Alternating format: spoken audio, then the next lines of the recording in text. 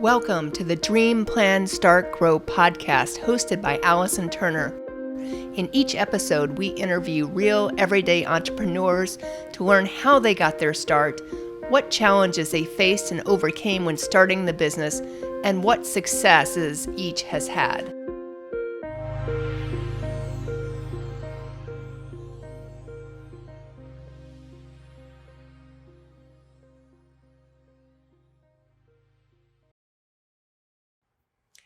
Welcome to the Dream, Plan, Start, Grow podcast, where we love working and educating startup companies and companies new to business. My name is Allison Turner. I am your host. I am the founder of Dream, Plan, Start, Grow, which is a business coaching program, as well as BatCat Media Group.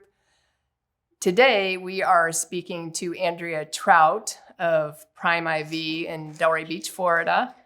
And this is one of many journeys that she has been on in the entrepreneurial journey, I guess. So how did you get into Prime IV? Because that's kind of a unique business that a lot of people are still kind of unfamiliar with. Yeah. So it's a IV hydration company. It's a franchise, and I had no experience with either. So how does one land there? It's a good question. I have been an entrepreneur all my life. My previous background was more in real estate, on the investing side, development. And so I had a friend who also was in real estate and had said, hey, I'm looking at this business. It happened to be from Colorado Springs, which is where I'd lived before. And I have always been into natural health and wellness and alternative medicine. So it was kind of a great fit from that perspective, because I wanted to do a business that wasn't necessarily real estate. That had been on my mind. I liked the health and wellness space, and the franchise was new and just starting out. Mm-hmm. So I liked that too in some ways. And in some ways it's a consideration for people, but for us, it really worked. And so from there we went and checked it out, and it just seemed like a fit. So it kind of started the whole process. And how did you pick?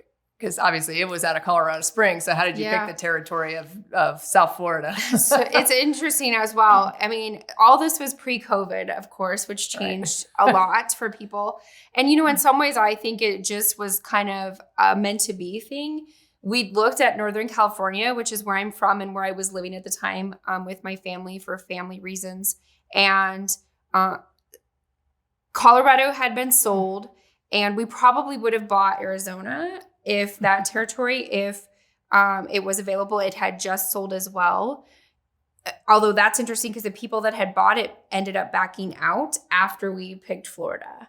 Interesting. So we picked Florida because we just really liked the territory. We thought it was a great market for the natural health and wellness. Mm-hmm. And I like sunshine and the beach. Never hurts to be in South Florida for those things. No. And we just liked the market. So we came out to visit it before we kind of had made our choice. So we literally were scouting locations the week of the Super Bowl that was in Miami, which we won't talk about because I'm a 49er fan, that they lost. But that was a week that we just kept coming back to Delray Beach for our initial location. We kept coming back to Delray Beach because now it was like COVID was being talked about, but this was January of 2020. And nothing had shut down yet, but, so we were here, everything was still going on. And it was so vibrant on Atlantic Avenue, as you know. I mean, It just does not stop. But people are nice and friendly. And unfortunately, that's not true quite everywhere. But Delray just seems to have that really community. Even though people come from all over now, it still feels like that smaller town. Mm-hmm. So I like that.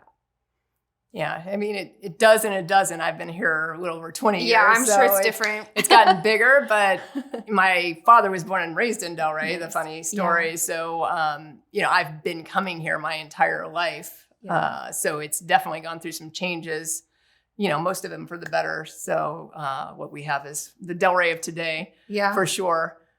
So talk about the franchise, because I think, someone that's starting a business, sure, a franchise opportunity, if you have the capital to pay for the franchise, is a great way to get into business, because it's kind of like a business in a box, I like to say. Yeah. Even though typically it's a higher startup costs than maybe a service-based business. I mean, you're a service, but you still have to have a location, and you have to have nurses, and you have to have a pretty tight staff for all your requirements. But it's a startup in a box, I kind of call it, just because a lot of times franchises typically have, a certain brand already established. They have a certain, website look, and they usually give you the website, I think. I don't know all this, so correct any of this that I'm inaccurate on, but they have a marketing plan that they can hand you and say, here, you can start with this. They have basically guidelines that you have to adhere to because it's a franchise and it's representing that brand, but it also has name recognition depending on, now in your case, obviously it was a newer franchise, so maybe you didn't have the name recognition that, someone like an Embroid Me might have, who's been around a long time. So like, what would be the advantages of purchasing a franchise for someone looking to start a business? I mean, you exactly said the right thing in that you're given the blueprint, to the business. So, and the thing that I like to for other people starting a business is franchises have a higher success rate than other businesses that are not franchises of succeeding, because we all know the statistics. I think within 10 years, it's like 90% of businesses fail, right? And maybe they learn something and come back in a different business. Entrepreneurs, I mean, that. I know you're an entrepreneur.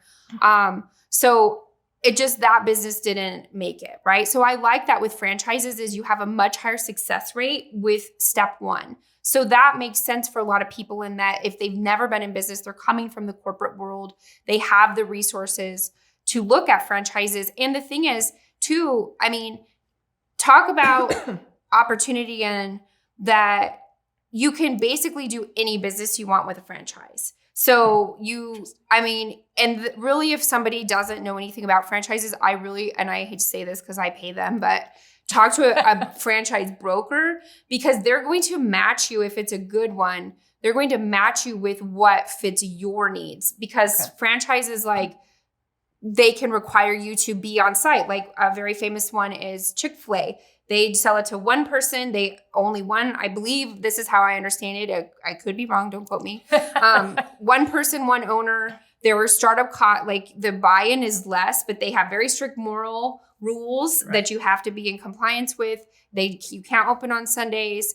And then they take a larger share of the profits, which at Chick-fil-A are significant, but you're giving up a larger share. But you as an owner have to be on site, I believe. Interesting. So, and again, that was what I looked at it several years ago. Maybe it's different now, but they obviously have a very successful model. So that's going to work for somebody, but that's not going to work for the person who wants to be semi-absentee or completely absentee as much as possible, right? So a franchise broker is really going to be the person that can match what you're looking for with what's out there. And they know what the successful franchises are. They know who's like putting money into the business. They know who to stay away from. They can tell you, like, from the franchise disclosure documents, how quickly businesses are becoming profitable within how many months of being open. So it's a lot of information that you have going into open that business before you even open the door, so to speak, whether it's a physical location or not. Okay. I've heard of franchise brokers, but I wasn't exactly sure of what they do in that role. So it's interesting that they have access to like that much information. They do. They really do. And again, the reason for the franchise is just to not reinvent the wheel, and brand recognition for sure. We were number 5 open in the US. Now there are 30 open, the number of store 30 open, and there's over 100 sold. So it's a rapidly expanding brand. And we kind of saw that it was going to be that way. So it wasn't just, we were betting on this brand, but it was also, you could see that it was there. So you kind of have to, I think that also was from my team, having the business experience that we had, like it wasn't a first business for us. So that's helpful. No, I think absolutely. I mean, because I think if it's a first business and you go to one of the bigger franchises that has even more brand recognition, as long as you're not like a half a mile from the next one, which I know they're pretty good about distance and things like that if they're a good franchise. Correct. And a good model. But sometimes you see, a Chick-fil-A here and then there's one, like maybe 3 miles away. So I don't know. And maybe people don't drive for Chick-fil-A. I don't know. Well, with Chick-fil-A, wherever you open it, it's probably going to be fine. It doesn't matter. Which is just, that blows my mind, but that's a whole different story. Correct. For sure. But what do franchises typically run? Is there like I know they're all over the place as far as fees go, but is there like a range, like starting at 20,000 to like 500,000 or? It's all over the map. I mean, I know there are some that are very small, more service-based, where it's going to be almost mom and pop like, where the owners are the ones doing the business, and they might have an employee or two part-time, but they're doing the business. So it's much more or much less expensive to buy into, to open. Like, that's why the broker's going to know, because if you say, hey, we have a budget of, 50,000 and that's what we need to be all in, they're going to say, some of these are out of your budget. You can't do it. So for instance, like with Prime IV, right now, I think this is going up very soon. It's a $45,000 franchise fee. It's going to be 49 once they put it up, which is very comparable to other franchises. And then you have to have money to do the build out and buy all the equipment and float the business until you're profitable. So that can be, for us right now, it's within the year, which is very good. With Prime IV, that's very good. Other ones, you might take other franchises. I've heard they say 2 years, 24 months to be black, which that is mind-boggling to me. But hey, power to somebody that wants to do that business for whatever reason. And maybe they make it, maybe that their business doesn't take that long to get in the black. They might be quicker at it. They might have better connections in the community, or already just that 2 clients that make their business take off. You just don't know. Right. But you have the blueprint of how to run it. So if you have those connections, sometimes that just clicks really well. Mm-hmm. Yeah. No, I mean, I think that's true that you talked about the build out and all the pieces that like you guys have had to do. So because you have to have the space too, obviously. Correct. So you have to purchase or lease the space and then build it out and then have all the equipment, and you have obviously a medical side to yours. And so having the, and then hiring RNs and things like that, which is a little more expensive than, just, some random person like at Chick-fil-A. I shouldn't say random person, but, someone getting a drive-through order at Chick-fil-A. Yeah, that doesn't require a special license. Right. Yeah, for sure. Yeah, because I always have an RN on site, and then we hire RNs, paramedics, and EMTs that are have a special IV certification. It's funny, the hospitals don't have to have that, but we do, so whatever. They're all excellent at the IV skills. That's why we hire them, and obviously very personable with clients, because I don't care what business you're in, if you're not doing customer service at an excellent level, like that should always be your number one focus, is customer service, because it's kind of a lost art these days.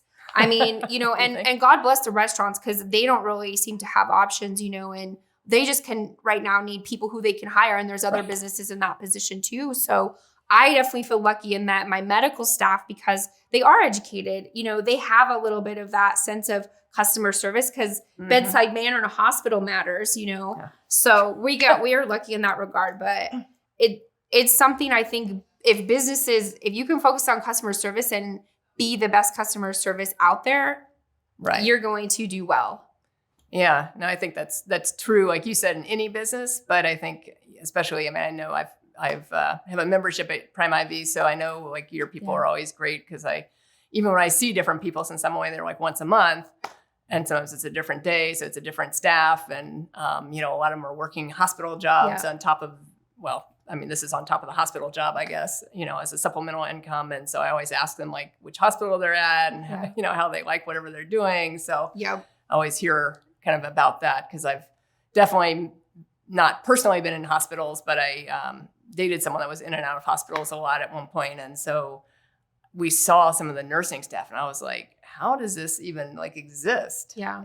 Because if you don't advocate for yourself in a hospital, like forget it. But that's a whole different story for a different day. Yes. But, we could do a whole podcast on that. Yeah, exactly. Exactly. But tales. Just some of the nursing team, and many of them are great. So, not disparage that industry at all, but, some of them just, it's like, I think they're burned out. Yes. They're overworked, like patient load's too high, and I think that all contributes to a poor patient experience Yes. on the other side. Yeah. And it's honestly why I get certain staff, because they are burned out and they're ready. You know, I have a little different experience and to work in my spots. It's more relaxing. It's not so stressful. They don't have the patient ratio that they seem to get. And, you know, COVID changed a lot. People left the industry just because they were afraid or they were overworked, burned out. I mean, COVID just changed everything. So I have an extraordinary amount of respect for the staff that has toughed it out, because they are being asked to do things that they probably shouldn't be asked to do. But, you know, and the thing is, you can see too, like we in the franchise in Prime IV, at least some of the nurses are starting to open their own spas, not with us yet, but in other states. And that makes sense to me, because now they can be a business owner. Now they can be, and they can do the job as well. So it's kind of that dual role. So that is something that you're seeing, is a lot of people that are in those jobs, you know, that where they're just burned out, and nursing is not exclusive to this. I think the corporate world has a lot of this too, where people are just burned out. You know, they're being asked to come back to the office and they're like, I really like not being in the office, you know? So that's what you're seeing a lot of people do, is just leaving that kind of traditional role and looking for new things, which I'm sure you see a lot of. Absolutely. I think that, I mean, now is the opportunity to start a business, especially if you want out of the corporate world or you got laid off or whatever the situation was during the pandemic, you know, or you're working from home and like you said, you have to go back in, and maybe now you're caring for somebody while at home, while working and doing a bunch of stuff, and you really want to keep doing that. So now is a great opportunity to start a business, you know, and that's one of the reasons behind this podcast, is really to, you know, educate people on different stories of how various entrepreneurs started their business and really give them information, because I think there's a lot of misinformation on the internet, especially on social media, where you see the sponsored ads of start a business and be a millionaire in 1 year or less, you know, and occasionally that might happen, but, you know, they don't really tell you the whole backstory of why, you know, what that is. Yeah. Because usually you're not like a brand new business owner and you're going to start something, and, you know, unless you are a coder or something, you know, that's very unique and hard to come by, you know, and can code an app in less than a year and sell it for big money, which does happen. But otherwise, most of us are not in that, let me start the business, I'm going to be that millionaire next year. Yeah. No, I think I saw something on social media that it was a little while ago, but it was one of the audios, and it was like, they said, I was tired of working 8 to 5. So I started a business. Now I work 24/7, you know, and it was just kind of funny. Like, it was a joke, obviously, but it's not wholly untrue. No, like even if it's not working on it, your brain goes there. If I know. If you have that wake up, if you're worried about something and you're like, oh, what am I going to do with this? You know? And I was like, oh, stop. Yeah. It's hard to turn it off, and it's necessary for me, at least. I have to turn it off. I really am somebody who has to be able to try to put it in the box, put the lid on, and recharge. Right. So, you know, and there's some people out there that don't seem to need that as much, but I think knowing your own limits and stretching them, no doubt, stretching them. I mean, you're the master of that. You are a limit breaker. I love to see it, but just knowing your own limits and when you do need to recharge, and knowing it's okay to recharge. Like, it's okay to turn it off for a minute and step away. That's something I've had to learn, because burnout is real and it is ugly. Yeah, no, absolutely. I think, you know, and I think that's something, you know, even as an entrepreneur, even once you learn it, you still have to kind of continually remind yourself of that, because you get in a cycle of like, oh, you know, you're on this, I shouldn't say hot streak, but, you know, everything's kind of clicking and clicking and clicking. And so you're on that roll per se. Yes. And maybe one thing goes off a little bit, or the road turns slightly, or something happens. And then you like, you know, like, what the heck? You know? Yes. And it's always going to happen. Yeah, exactly. It's always going to happen. Expect the unexpected. But it's always just like, pause. You know, let me step back from this a little bit and take a breath. Let me rethink some things, and then let me come back more fresh and more focused. Yeah, for sure. So absolutely. And knowing what refreshes you, you know, personally, like I visit my family and we get away. So that's helpful for me to actually leave the state of Florida. I found that to be helpful. And don't get me wrong, I really like Florida. I love living here. So I go to the mountains, I visit with my family. I do a lot of meditation. I think that's that to me is a daily practice because that just keeps me centered. So it's the little things and the big things. Like obviously flying to see my family is a big thing, but the meditation is a big thing, but it's a daily. So it's kind of finding those things. IVs, obviously I get IVs all the time. I know you get them once a month. Those really help me to just stay healthy, you know? So it's kind of finding what works for you in time and budget and really is a recharge. Yeah. But I think, you know, you bring up an important point of having that recharge and making sure you find time for yourself. Because I think, you know, like you said, burnout is real and it is real. And many entrepreneurs go into it and they don't even, you know, they're so busy working on the business. And then maybe they've got a family at home, maybe they've got pets, whatever else that's going on. And then they don't take care of themselves. Right. And that's where the problem happens. And then, you know, if you're not sharp, then you make mistakes in the business and you come to challenges in the business. And so that's where some of the issues become, you know, are. And so that's really what, you know, I think we always have to be aware of that and really kind of remind ourselves of that and set time aside. You know, the one thing, you know, I've talked a lot about recently is in doing kind of the challenges I've been doing, the 75 hard challenges, and is it brought very clear to my mind that it's whatever you prioritize, you can accomplish. And it became more clear than ever before. You know, I mean, I think I always kind of knew that, and you've always heard that from other people, but it became clear because I was hell-bent on getting through 75 days of this challenge. And so I knew, like, as long as I got these 5 things in every day, then I was good. So as long as I got those in, I was good. And, you know, because a lot of people say, you know, a lot of people try it. And they're like, oh, I don't have time. I don't, you know, or they don't even try it because they don't have time, or they don't have the energy, or I don't work out, or, you know, whatever the excuse is. Well, it's whatever you prioritize, you get done. So it's same thing in your own personal health. You know, it's whatever you prioritize.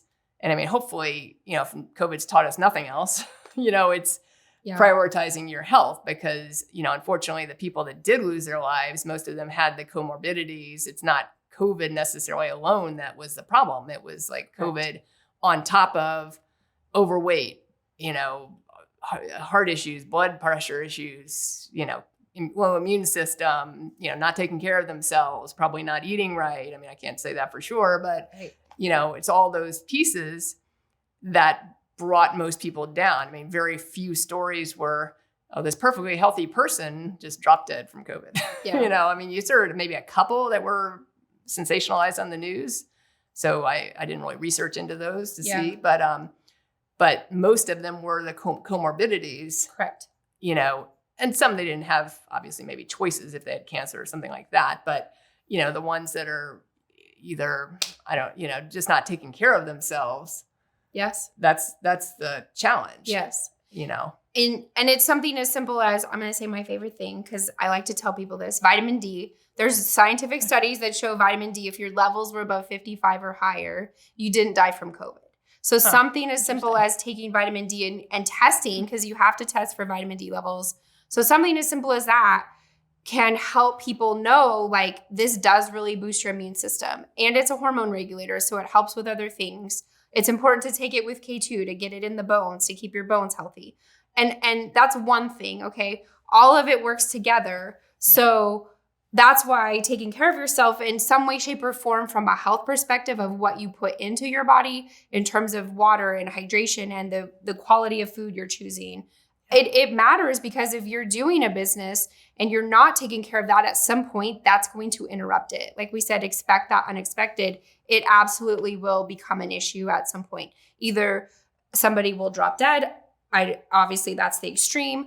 And then their family has to figure out what to do with the business, or they're going to become sick where they can't do what they were doing or can't do it at all. Yeah. So I mean, obviously we're talking extremes, but you might as well like plan for it now with the self-care. Yeah. Then you can go longer. You can be better with those breaks. Well, and especially when you start a business, and I've been in business for 9 years, but even with that, my main concern of COVID early on, especially when the people were getting more sick, earlier, just down for 2-3 weeks, 4 weeks, Yeah. whatever it was being out for that period of time. So it wasn't like dying or dropping dead or anything like that. It was running a business while being out. So even while I have people that are covering pieces of the business, there's a part of the business I still kind of oversee as well. So it was, okay, if that happens now, like if I'm out 4 weeks or 3 weeks, like I need to figure out like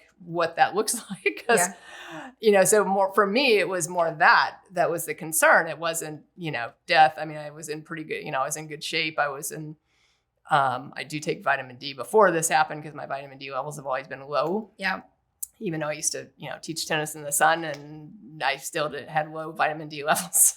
Yeah. So I'm, according to my doctor, that small percentage of Americans that have low vitamin D levels. I'm like, all right, well, it is what it is. It's not small. It's not small. Okay. Well, you lied to me. I'll have to ask him that when I see him again. But yeah. Well, and the definition of low may have changed since COVID. I will say that. Even in the medical industry, the definition of low is different now. I have to see if the range, I'm getting ready to do blood work next week. So I'm going to have to see if the range changed. Yes. Of what they're measuring by. I actually had a lab come in the other day, and the person was in the 90s, and that was in range. And I've heard from before that's high, but it was within range. So that's why I'm saying it's gone up. Huh. So yes. And it's a good thing. It's a good thing. Exactly. Yes. But yeah, you're right. I mean, as an entrepreneur, especially new, you're excited, you have that energy, you're working. And so it's easy to get to that place where you forget to take care of yourself, and you forget to take care of your family relationships, like all of those things that have been there. So it's a really good practice to put it into place now, because if the business grows, it's only going to be worse. Right. More time consuming. Yes, exactly. It's only going to be magnified. Yeah, exactly. So what challenges, so you all started this business, and I know COVID hit. Yeah. So you started in January? So we were here looking in January. Yeah. We signed the lease for our location the week before COVID shut everything down. Okay. So you started during COVID. We did. So, and obviously you're a hands-on business where someone actually physically comes to you at close range like this, or closer, and gets the treatment versus, I don't have to be around people necessarily. Right. I could network on Zoom. I could meet with clients on Zoom. I could do all that on Zoom. I didn't have to be around anyone. Hey, hence my dogs coming to the office. Yeah. They're sitting in front of us. So, so what challenge did that have on your business? I mean, because you said you went in the black after a year, which is really good. So obviously, even with that challenge, you guys seem to overcome it. Like what challenges, and then obviously what did you do to kind of overcome that quickly?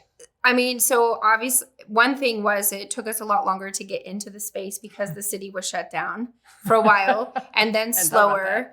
And Delray, as you're aware, Allison, the development has just exploded. So it's also backed up even during COVID. So that took us a long time. We didn't open until December after signing a lease in March, which was a long time. That's very long.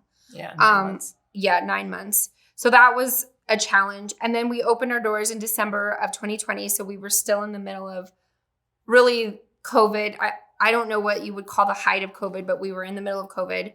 So that was a challenge. And partly we had a little easier time than I could see other businesses because we are focused on health and wellness and boosting the immune system. So people come to us for that. Like during the one in January of this year, even still now, it's my best-selling drip is the Immunity Armor, because people want to boost their immune systems and they see this as a way to do it, which it is. So luckily for us, this is the health and wellness space, and we're able to help people with that as something they're looking for.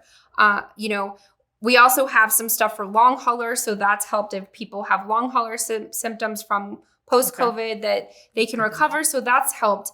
But, building a business in a pandemic is still never easy, even in the health and wellness space. So convincing people to come out of their homes and come into the spot really was a challenge in the beginning. And we just had to really make relationships in the community as Delray opened back up, and it was quiet for a while, but it's just become more open.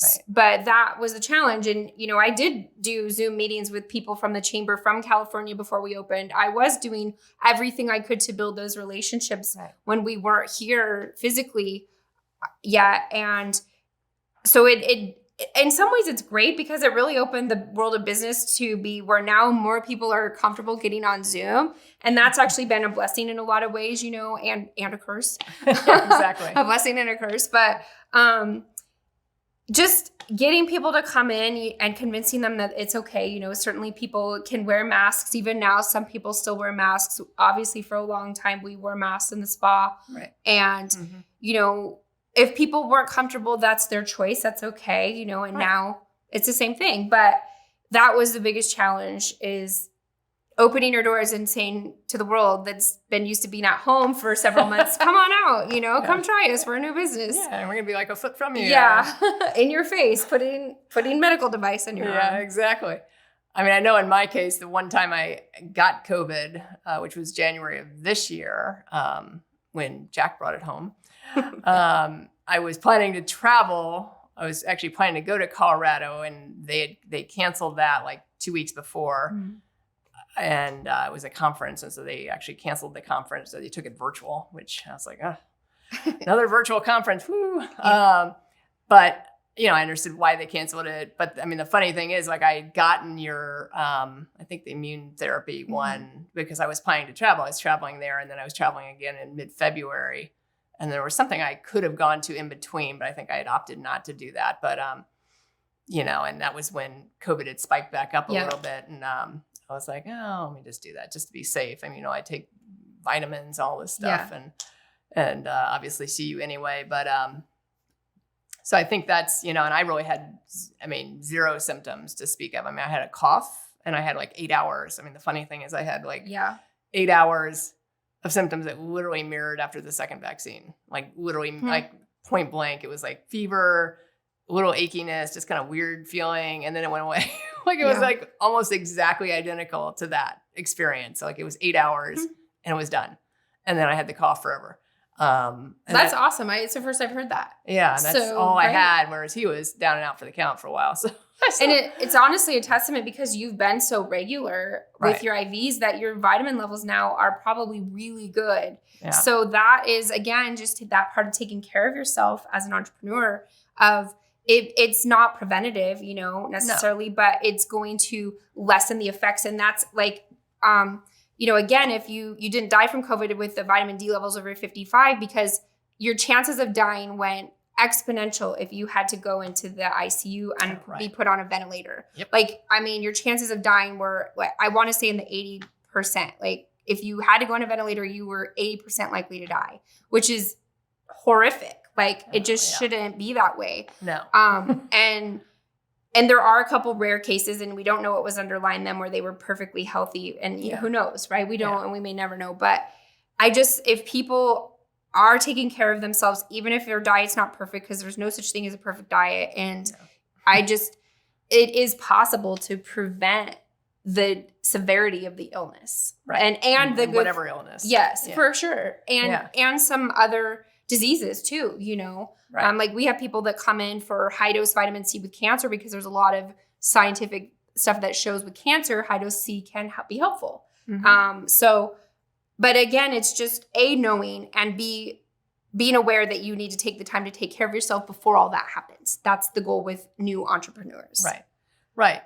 And then the other thing I want to ask about in your business is you have to also educate a lot of people, because I think IVs therapies, I don't know if it's relatively new, but it's newer on the scene. Correct. So, it's a little bit different than some things. And I know, for example, you just gave something for the Milagro Center's auction. And, like I would say, and I was kind of manning the stuff there. And, a lot of people didn't know what that even is still, even though you've been around for a while. And obviously some other places have popped up too, some competitors and that I've seen pop up.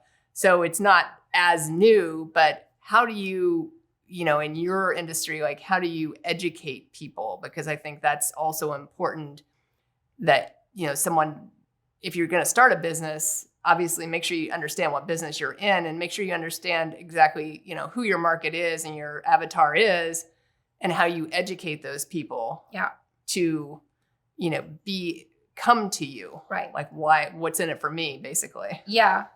I mean, absolutely. We 100% educate people because, like you said, it's new on the scene in terms of it being a retail spa experience, for lack of a better word. It's been around a long time. Like there was a doctor in Baltimore, Dr. Myers, that was healing a lot of people from a lot of illness with the Myers cocktail. It's probably the most well-known IV on the planet is the Myers cocktail. And he got amazing results. That started it. But they've also done it with soldiers on battlefields with IV therapy. And a lot of nurses and first responders know about banana bags if you're hungover, which is also some people know IV therapy for as a hangover cure. I use the quotes on the cure. It's basically just rehydrating the body after you've had a little too much to drink, plus some B vitamins and some medicines to help with the nausea and a headache or body aches. So those are kind of the ones that are known. But it's actually great because even though we're in Delray and it's a tourist town and it's a lot of nightlife and restaurants and drinking establishments on Atlantic Ave, people still come to us more for wellness. Yeah. So we have the hangover stuff. We can certainly help people. It happens, right?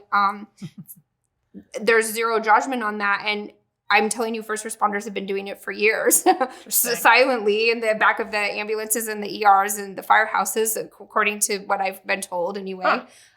So because rehydrating the body is just going to make you feel better, let alone the vitamins.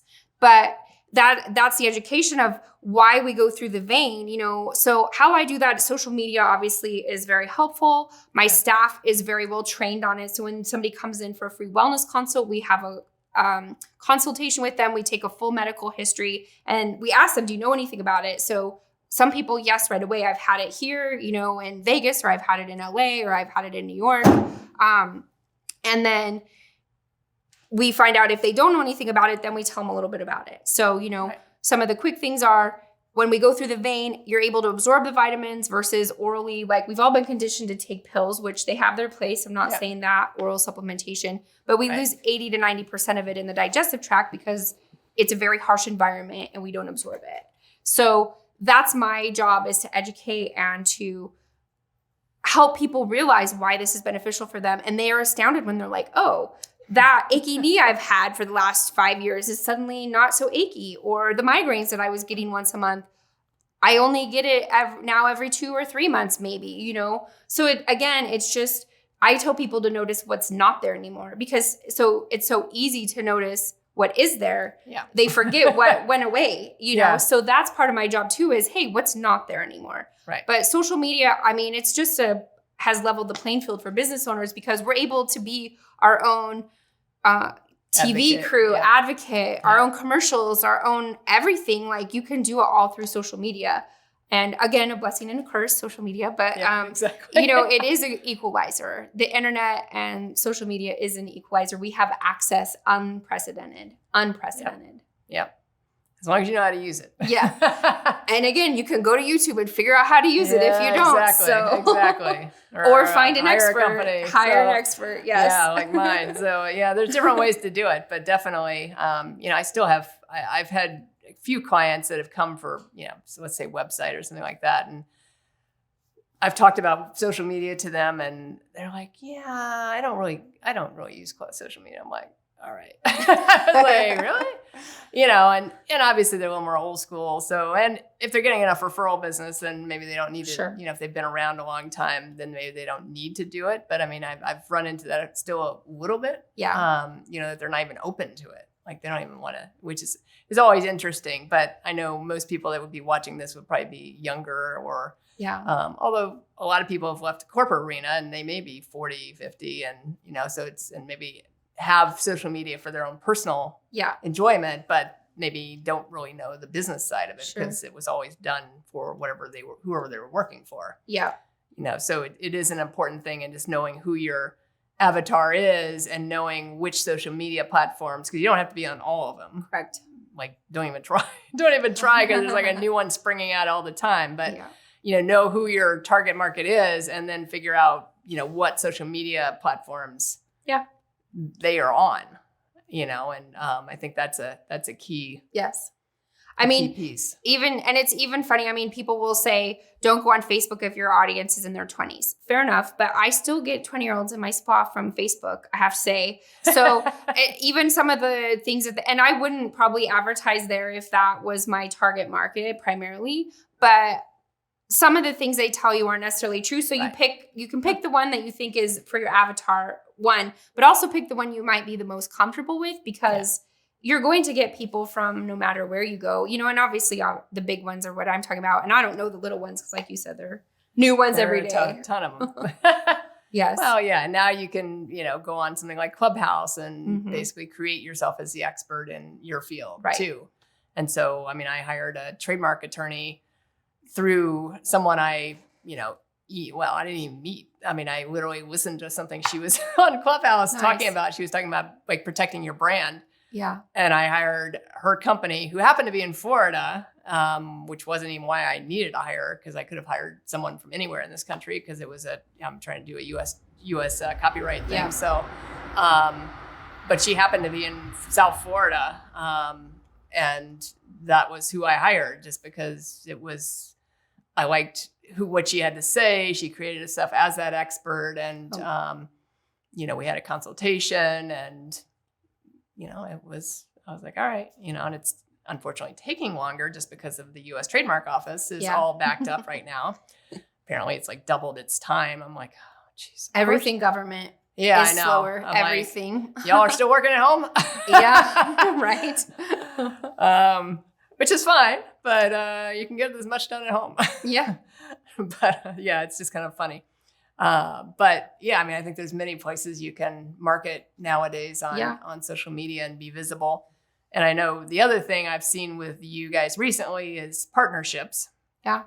And I know there's at least one that's public. I don't know any others, but yeah, we're partnering with Conde Center. So it's a local chiropractic office. He's Dr. Conde's been here for, I think, close to 17 years. Yeah. And just really bringing that wellness into their office, because they deal with patients with a lot of chronic pain or brain injuries. And we're able to help with that. So taking it to where they're used to going, even though it's in the same town as our spa, we're fine with that. I am a passionate person about health and wellness, no matter how I can spread it. An alternative where it's not necessarily popping a prescription medicine, which have their place, don't get me wrong, but we can prevent some of that as a necessity and change people's lives, quite frankly, with vitamins and hydration and minerals. Like, think of how little that is, and it can literally be life-changing. So if obviously you want to partner with somebody that is a right partner for you as a new business owner, so you really want to vet them and make sure they're a right partner. Yeah. But we feel, we love the Conde Center, Dr. Conde and his other two chiropractors there, and their staff is incredible. Shout out to my friend Sam. Hi, Sam, because she kind of put it together through the chamber. So the Delray Beach Chamber also has really been beneficial for making that happen, because that's where I met Sam to put that partnership together. So, and strategic partnerships are so important because they can really be an exponential way to grow a business. So even just a partnership in terms of a referral source and a co-referral, where it's like a power partners is kind of what we used to call it in one of my networking groups, where you have somebody that's kind of in your space, but it's not like they overlap. It's just complementary. And that can be a great referral source back and forth. So finding those people up front is really beneficial.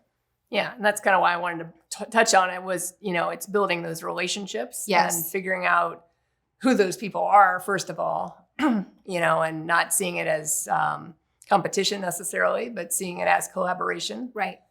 And really, gaining more from the relationships. Yes. And I think, joining, if you're new to business, joining a local chamber of commerce, other networking groups that are out there. I mean, there's a lot of opportunities out there for sure. Tons. It's all in what somebody's looking for, and even going back to the social media for a minute, like what you said is actually still relevant in that social media is still building relationships. Yeah. It's building trust with your audience, as well as, I know, 20-year-olds and probably even teenagers that have incredible businesses that are all online because they're good at Instagram or TikTok, and they're good at engaging and responding in messages. So again, there's never been a better time to build a business with all the tools at our fingertip. And like you said, don't get bogged down in that you have to do all of them.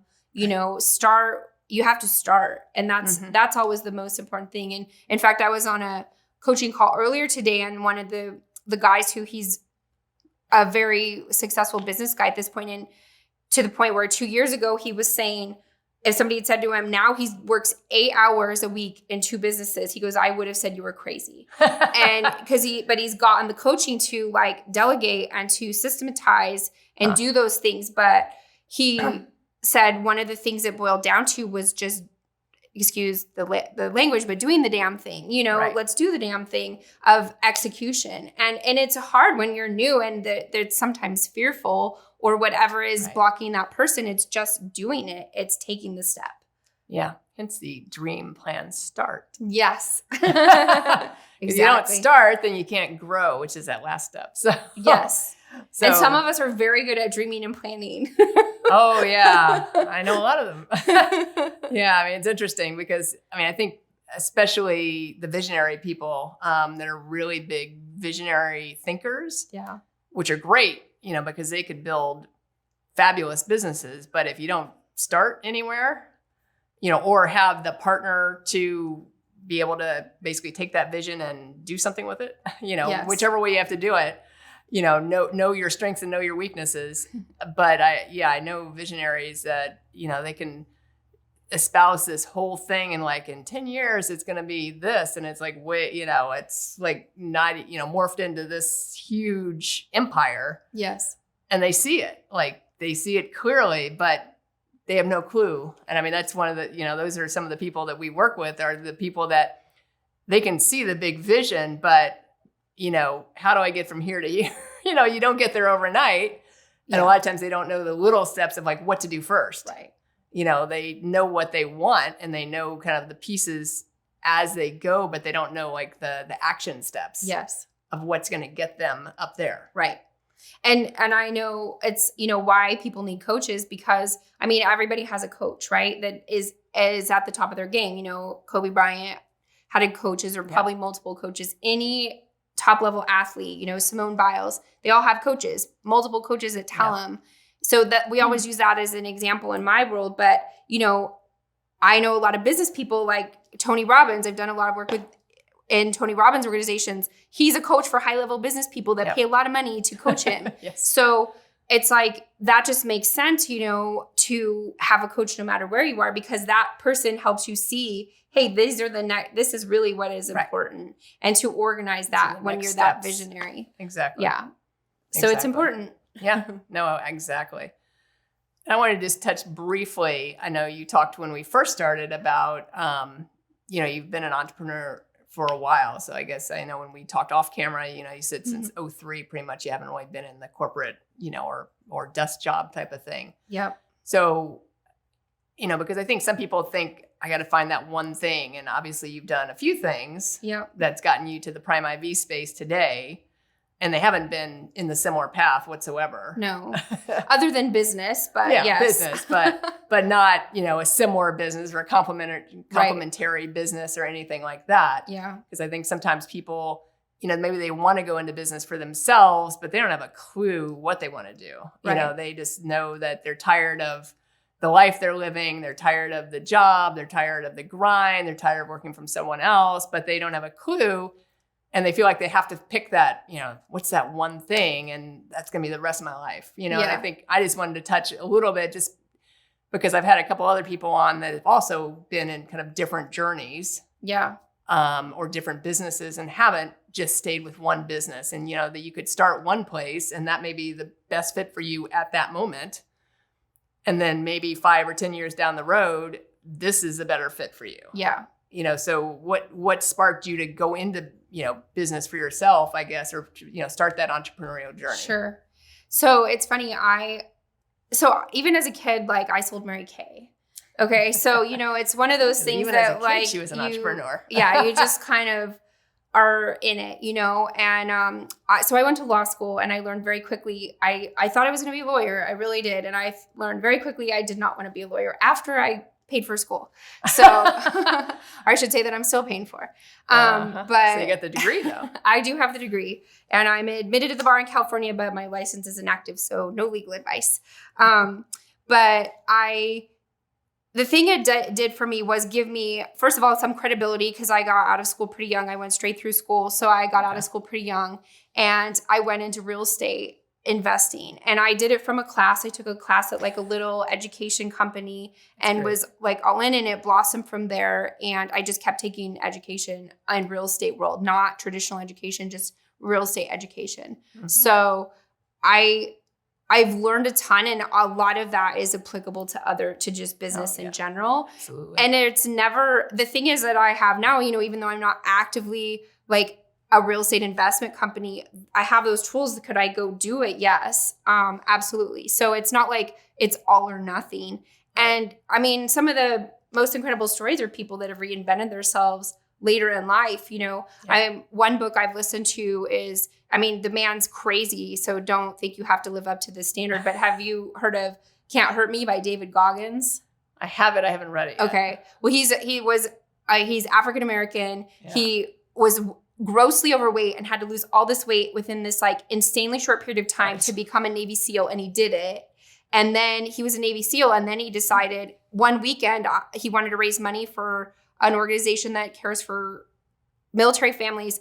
And he decided to go run 100 miles because they told him he had to go do it to get in this other race. So anyway, but the story is he's now an ultra marathoner. Yeah. Well, then he wanted to be like, have this motivational book and nobody would publish it. And so he did it himself. And it's like hugely popular. And he's like started a whole movement. So again, like, and he's in his 40s, like, he's done all this in 40 years. I can't wait to see what the next 40 are for this man because he's never going to settle for just this. It's not one thing at all. No. And I think sometimes we put ourselves in that box of this or this is it. And I mean, did I ever think I'd be living in Florida being such a West Coast girl? No.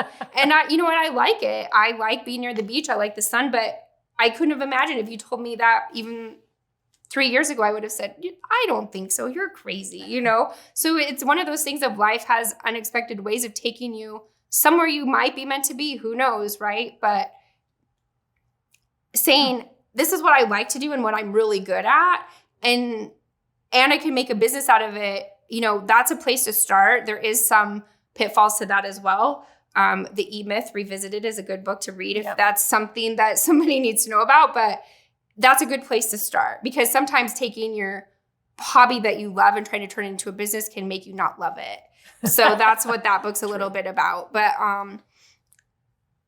just doing what you love. And if somebody were to not pay you to do something and you do it all day, that's a great place to start. If it can become a business. Some things can't, but. Oh, there's a lot of stuff that can become a business. I mean, you got the people that invented the pool noodle. I'm like, how can I think of that? You know, like something so simple. That's probably sold, I don't know, God knows how many. I mean, I see them everywhere in any kind of like outdoor, any like Walmart, anywhere, you know, anywhere you go. I use them. I love them. Yeah. I mean, but something so simple, like, you know, you're just floating in a pool. Like, wouldn't it be nice if we could have something that's, you know, I mean, just, you know, and that maybe has something you've been doing all day. Maybe you're floating in the pool all day and trying to figure out how to keep yourself up without having to like do any work. I mean, that's a great point though, is what's a problem that you have? Do other people have that same problem? Go solve it. That's how some of the best inventions are made. And people make tons of money off one idea, you know? Yeah. I mean, we've seen it on Shark Tank too, right? So. Oh yeah. I love watching Shark Tank. I know, it's like, I'm so always good. Like, what is it? Yeah. And the sharks' comments and how they look at it is just like, it's for entrepreneurs, that's just like fun to see how they value it and do all that. So super interesting. Yeah, no, it is definitely. But I mean, there's tons of different businesses, but I think you have to figure out, like you said, you know, like what are you passionate about doing? And most can be made into a business, but you have to know if you have the tools to do it. Yeah. You know, so you have to be able to advocate for yourself or figure out how to hire someone that can do it for you, you know, and have the resources and funds to do that if you are not, if you're an artist, which to me can be difficult to get into because art is very much in the eye of the beholder, so someone buying something, you have to figure out, I mean, if that's what you want to do, like go for it, but figure out like, how are you going to market your art? Are you going to be in an art gallery, which obviously has got some overhead to it. Are you going to sell online, but then people can't really see it and touch it and feel it, like what's the best way to market that, that art, because it is very unique and specific to like a specific buyer. Yes. And it's not to every buyer, you would hope that everyone would love your art, but, unfortunately that's usually not the case. But so by all means do it, but just be aware of, like your strengths and weaknesses, and be willing to, if you have weaknesses in this, hire to basically replace those weaknesses. If you're the artist and that's what you're good at, but you're not good as the promoter or the advocate or the marketer, then you better figure out how to make enough money to hire that person so they can basically promote your art. Yeah. And even some of the coaching I've had over the years, one of the things that I liked, because this was not innate to me, and that they said, don't create the product, sell the product first. Like put up if you're doing online stuff, put up and see if this is a product people want. And then as it sells, now go create the product. I know, like it's totally backwards, right? It seems completely backwards, but it kind of makes sense in that if there's no demand for it, if you know how to like market stuff at all, can you see if it's going to sell first before you even put the time into creating? It's kind of like the GoFundMe accounts that are up there that, they're selling a product. Yes. And they don't have enough money to do it. Yeah. But obviously that tells them if there's like an interest in the product. Yep. If they know how to market that GoFundMe or whatever all the different ones that are out there. Yep. And some that you wouldn't think would actually do anything, like, they well overshoot their fundraising that they wanted. They wanted, 100,000, they got $1 million. Right. And you're like, guess that one's going to go. Yep. And then some which look interesting, you're like, they got well underfunded. Yeah. And probably aren't moving off the ground. Yes. So, and part of that might be a function of marketing the GoFundMe campaign, but and that's definitely a factor is, does somebody know how to market it? But if you can learn how to market things or to test the market, because you'll know real quick if somebody wants that product or that service, and then figure out how to create it, and I get it's a little backwards, but I actually think it's brilliant, because then there's been times when, very successful coaching online has said, I thought this was going to be the biggest selling service out there, and it flopped, and they've done all the work to create it. So they're the ones that have learned, and they're like, now I don't take the time to do that. I like put it out there first. If they want it, then I'll go create it. I'll put the time in because I can do that. And again, it might be a more advanced thing, but you never know when somebody's like, oh, that makes all the sense in the world to me, and takes the idea and runs with it. So. Right. No, absolutely. So in wrapping up, or starting to wrap up, what if you had one thing you would say to someone that's looking to start a business, like, that either was a pitfall you learned about later, or something that you knew going into starting a business, that you find would, is a great tip for someone looking to start a business, what would that be? Gosh, there's so many. I think, I hate to say it, but it's a little clinical, but I know your numbers. You got to know your numbers, because if you don't know your numbers, like, it's very easy to get in trouble very quickly, and you're going to be working for nothing, or paying to work, so know your numbers and track your numbers. If it's not your gift or talent, hire somebody who does accounting. It's actually very inexpensive these days. With the online world, you can find it less, even just the bookkeeping, and then you can give it to a local CPA if that's more your comfort level. But just keeping those tracked, and there's a lot of another book I read. I'm a big reader, so Profit First, I think, is immensely helpful for people in knowing numbers and making sure that you're focused on the right things with it. I think that's huge. And then the secondary one, if I can cheat, is just start. Just get going. Take action. Yes. I think, I can't tell you how many people I know that are like, just like stop and they don't move forward, and it's like, just, you got to take action. Yeah. I mean, that's one of the things, in the coaching program, it is dream, plan, start, grow. So we go through kind of those 4 steps in order to come out with that plan. Yeah. But it's like, what are the action steps? And then holding, if you can't hold yourself accountable, then have the coach hold you accountable or have an accountability partner or whatever it is. So you continue to take action each and every day. Yes. And I think, because some people like they take action and then they're like, oh, I can take a break for a few weeks, and it's like, no, really can't do that. Yeah. You have to kind of take consistent action. Correct. And make sure, every day, come in with a plan, know what your goals are for the week, or the month, or, you have the goals. Hopefully you've set goals for the year of some kind. And, whether there should be some kind of financial goals. And then, if you're bringing in new services or anything like that, adding services, things like that. But, and then backtrack all that through the 12 months. So, each month, like, here's what I need to bring in. Yep. Here's what I need to do that. So if you need to, bring in, let's say 20,000, if you're a service-based industry and don't, if you bring in 20,000, how many networking groups do you need to be in? How many appointments do you need to make? How many, enrollment conversations do you have to have? Things like that. And I'm talking a little bit more of the service side as opposed to your industry, but, know what those are, because then you can break it down and figure out if that's happening. Yes. Well, even in my industry with the online marketing we do, we can walk back into those numbers. Like, we need to know how many we're reaching monthly. And it's important, no matter what business you're in, you need to know how many people come through that door new each month, as well as retention. So again, it sounds a little clinical, but it's that foundation of making a profit, because we're not nonprofits, and they have their place, and we're both big supporters of them, exactly. Because they do good in the world, and that's what profitable business is able to help with. So it's why, some of the biggest companies in the world are most profitable, are the most generous. So, absolutely. it's a great synergy, but having that foundation of profit and knowing those numbers, knowing how many calls I need to make and how many connections and your conversions too, right? All of that matters to becoming profitable, and again, if you can't start there, and let's say you make earrings online, sometimes you see these cute earrings online, just make the earrings, put them on Instagram or put them on TikTok. You never know. And just put your website up on, Shopify or the more people that whatever. Can see. Yes.